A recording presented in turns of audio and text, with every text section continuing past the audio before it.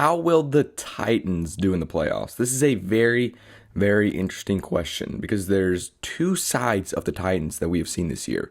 We've seen the Titans that are good, that are the best of the best, that can beat any team at any time. They beat the Bills at home. They beat the Chiefs at home 27-3. And they beat the Rams on the road by 2 scores. That right there is a championship team. But you got to be consistent to be a championship team. And when they're bad, they are bad, let me tell you. Getting blown out in week 1 to the Cardinals, getting blown out 36-13 against the Patriots, and losing to the Jets. I don't care the score, you lost to the Jets. Okay? So it's very interesting. And I'm going to come out and say it. I think the Titans are the worst 1 seed we have seen in a long time, at least in my football viewing days. And part of that is due to the nature that this is one of the most competitive seasons the NFL has ever seen. I mean, we're going to have a 5-loss 1 seed. It's possible that we have a 6-loss number 1 seed in the AFC. That is unfathomable for most years. I mean, we're most likely going to see a 12-5, a 5-loss 1 seed. I just reiterated myself, but it's crazy because most years your number 1 seed is going to have 2 or 3 losses at most, 4 maybe, and we're going to have a 5-loss 1 seed. So which team are we going to see in the playoffs? Are we going to see that team from the Titans that beat the Bills and the Chiefs and the Rams? Or are we going to see the team that lost by 20 to 30 points against the Patriots, Cardinals, and lost to the Jets?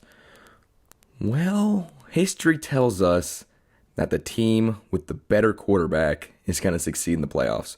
Not necessarily history, but recent history.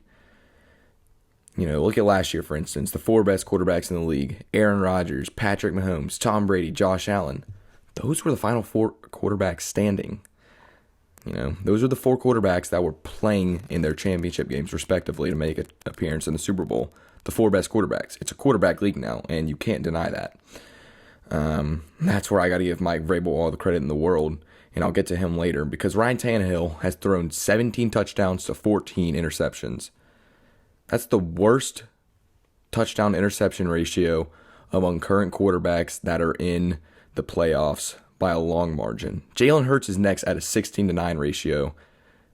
Ryan Tannehill's touchdown-interception ratio is 1.2. Jalen Hurts is 1.7, and that's the next worst among playoff quarterbacks. I don't know how the Titans have been winning games this year. It's really crazy. And this is where I'm going to get to Mike Vrabel. Give Mike Vrabel all the kudos in the world. Give him Coach of the Year because he deserves it. I mean, how I look at it and I just wonder, how have they been winning games? Ryan Tannehill, like I just reiterated, has a 17-14 touchdown interception ratio. In today's league, you have a quarterback with a 1.2 touchdown interception ratio, and he's the number 1 seed. That's on the coach, man. That's coaching right there. Because listen to this.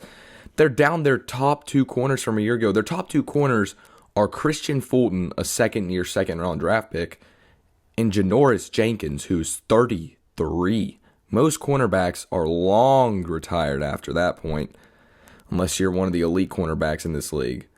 It's unbelievable Mike Vrabel has done. And let's just look at their team roster-wise this year compared to last year. This is a worse roster than last year, and it's not even close.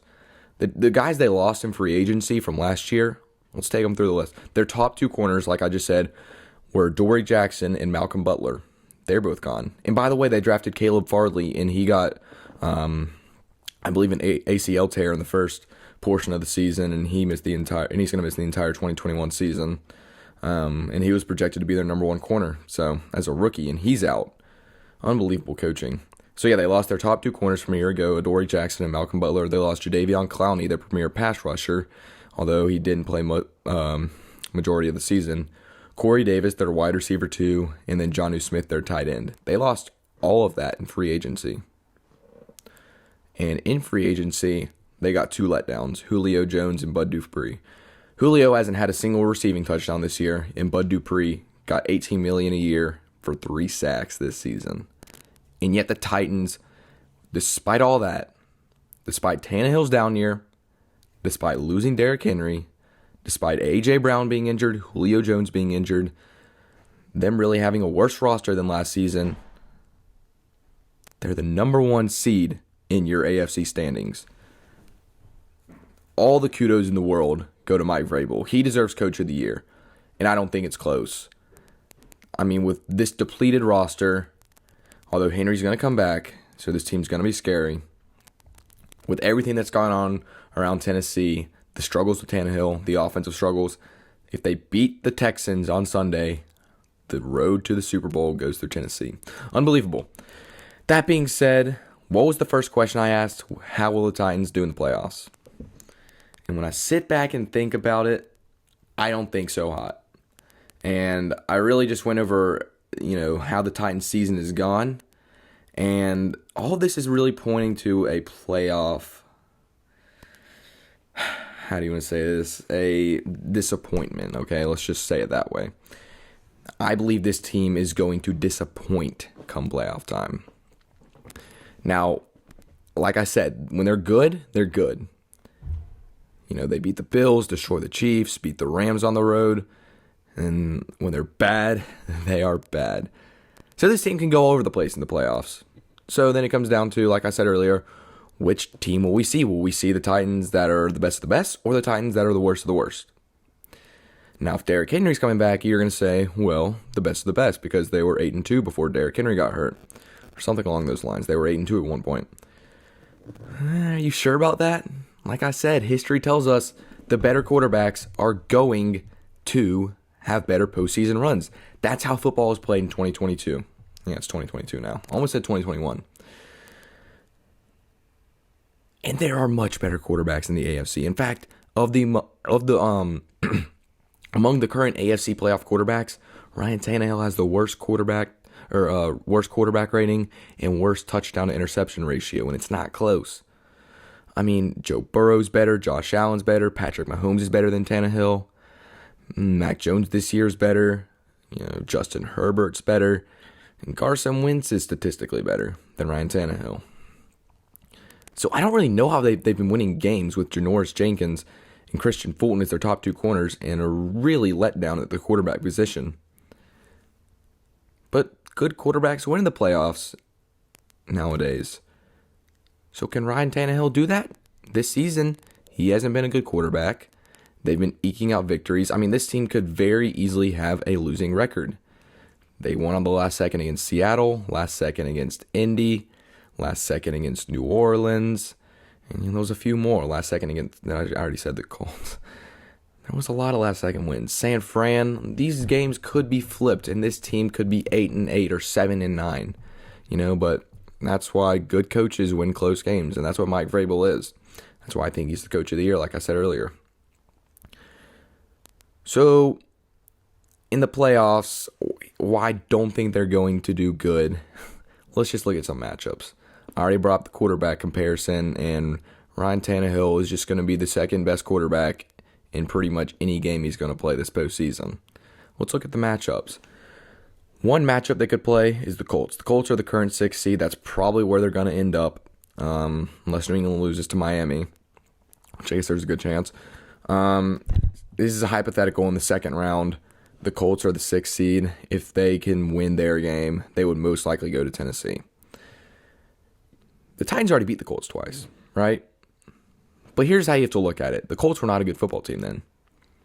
I believe they were 0-3 when they played the Titans the first time, and I want to say 3-4 the second time. They had not gotten on their hot streak yet.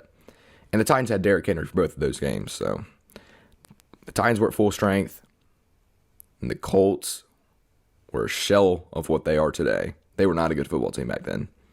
They just couldn't close games. They couldn't win anything. And now the Colts are hot, and the Titans beat the Colts in a one-score game both times with Derrick Henry. Now the Colts are hot. If you played them today in Tennessee, I would take Indy. Second matchup, Patriots. Patriots already destroyed them 36-13. And the thing is, the Titans actually had a really sustainable rushing attack that day. So even if they had Derrick Henry, they're not going to come close to winning that game. The Patriots were the better team in all phases on that Sunday. The Bills. They could play the Bills in the second round. And the Bills really outplayed the Titans the first time that they played. The Titans won 34-31. And it really came down to a 4th and inches where Josh Allen slipped. If Josh Allen doesn't slip and gets an extra foot, the Bills win that game. Simple as that. The Bills outplayed Tennessee.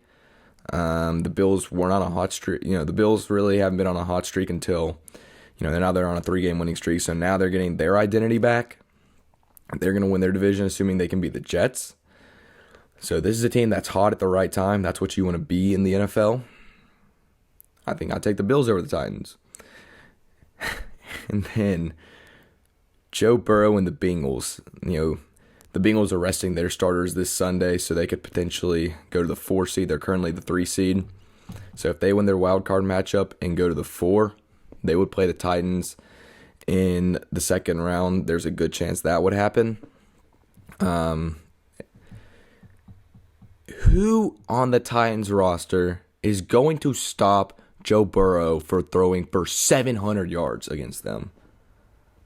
I mean, have we seen Joe Burrow? He's thrown for 1,000 yards over the past 2 games.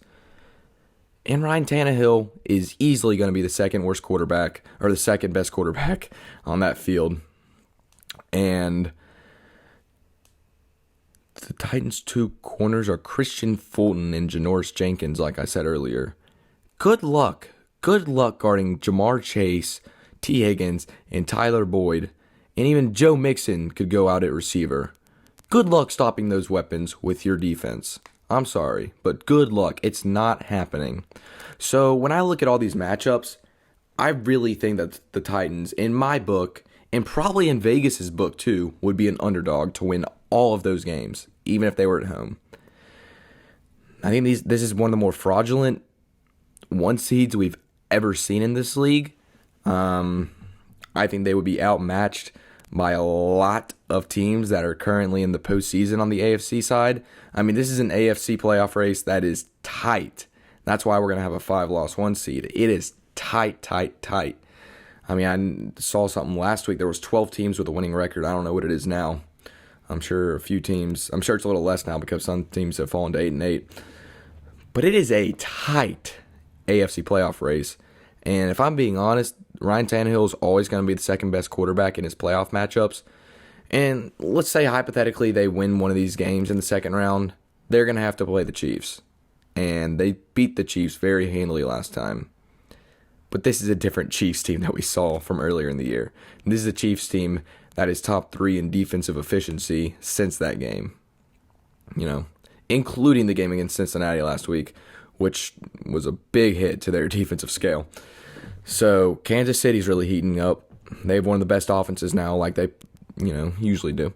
Their defense has been phenomenal, when they're not playing Jamar Chase. So obviously I'd take the Chiefs over the Titans. I think I would take any team in the AFC playoff picture right now over the Titans. And, maybe I'm just a hater. Maybe they're going to prove me wrong. I love what Mike Vrabel has done this year. But when you look at it, they're just going to be outmatched. I mean, it's that simple. They have a worse roster than last year. They're going to have a worse quarterback than everybody else. With how many great wide receivers there are, I don't think their corners can hang with these elite guys like Tyreek Hill, Stephon Diggs, Jamar Chase. I just don't think it's possible. Keenan Allen, if they make it out of the first round. So the Titans are going to be your 1 seed, assuming they can beat the Houston Texans. They will. But they're not going to go far, in my opinion. I don't think the Titans are going to succeed this year in the playoffs. I think they're going to run into a team with better weapons, better quarterback, and I don't think Mike Vrabel's going to be able to do enough with how matched he's going to be. So, my book, Titans are going to be 1 and done. Whenever their first game is, probably going to be in the second round. I think the Titans are 1 and done.